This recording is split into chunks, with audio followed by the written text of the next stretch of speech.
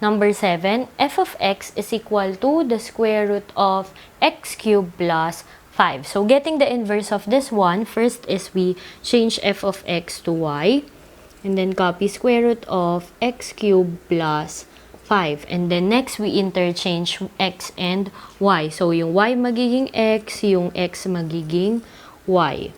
Y cubed plus 5. Next is to solve for the value of y in terms of x, and then you apply all the concepts that you know in solving a certain variable dito sa equation na ito. So, first, we have to eliminate yung square root na symbol. Kasi nga, hindi natin ma-manipulate yung mga terms inside the square root symbol pagka yung y niya nasa loob pa din nung square root symbol. So, to eliminate the square root symbol, you have to square this one, and since nag-square tayo dun sa right side ng equation, we also get the squared, or we also square the terms on the left side of the equation para ma-eliminate yung square root. Ngayon, ma'am, bakit siya na-eliminate? Kasi nga, 'di ba, yung square root, any square root of a certain term o kaya naman ay variable or constant, halimbawa, sabihin na nating square root ng x. Yung square root of x, you can rewrite it as x raised to 1/2. Wherein, yung 1, saan ko nakuha yung 1? Yun yung exponent ng x, yung 2, yung nandito, yung number na nandito. 'Di ba? Minsan, ito ay cube root, o kaya naman ito ay fourth root.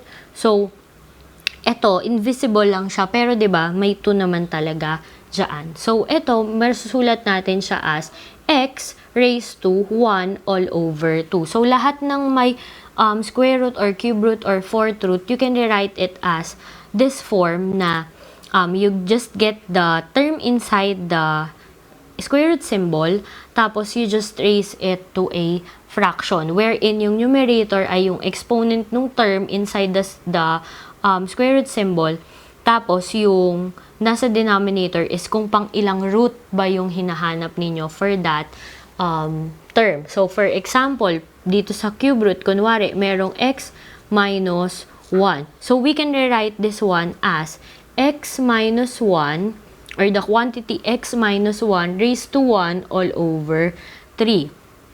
O kaya naman, pwede din naman po siyang halimbawa, ito ay x raised to 3. So, we can rewrite it as x raised to 3 over 4. So, ganun lang siya. Kaya, nakakancel yung, for this case, nakancel yung squared niya dahil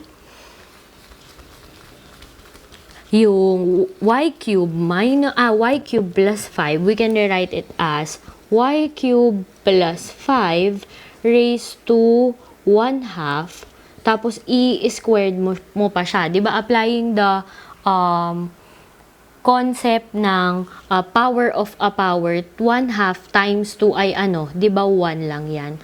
So, kaya siya, kumbaga parang kinancel mo na lang kasi 1 lang din naman yung magiging exponent niya. And any term raised to 1 is yung term itself pa din yung magiging answer. Kaya po, na-cancel siya. Sige, isulat na lang din natin yan. Tapos yung x squared ay, syempre, x squared. And then, since na-cancel na to, ang matitira na lang natin is y cube plus 5 is equal to x squared. So, ayan na, natanggal na natin yung squared symbol. We can now manipulate the terms y cube and 5. Kasi pagka may square root yan, hindi nyo siya mamamanipulate. Hindi pwedeng sabihin, ma'am, hiwalay natin yung y cube plus square root ng 5. Hindi po. Mali yun. It's not equivalent with y cube plus 5. Kaya nga natin in-apply yung, kaya natin kinuha yung squared ng both sides of the equation para nga siya ma-eliminate. Yun lang naman yung way niya para ma-eliminate mo yung square root symbol is i-square mo both sides of the equation.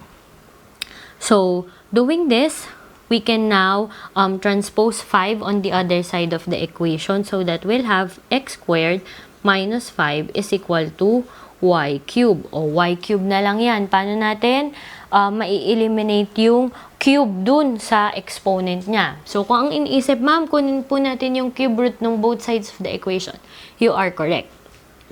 So, from this one, you get the cube root of y cube, and then you also have to get the cube root of the other side of the equation, which is yung x squared minus 5. So, obviously, ang cube root ng y cube ay y, and then we retain it as it is na cube root ng x squared minus 5. Ma'am, kailangan pa natin kunin yung cube root ng x squared minus 5? Hindi na po. You retain it, retain it as it is.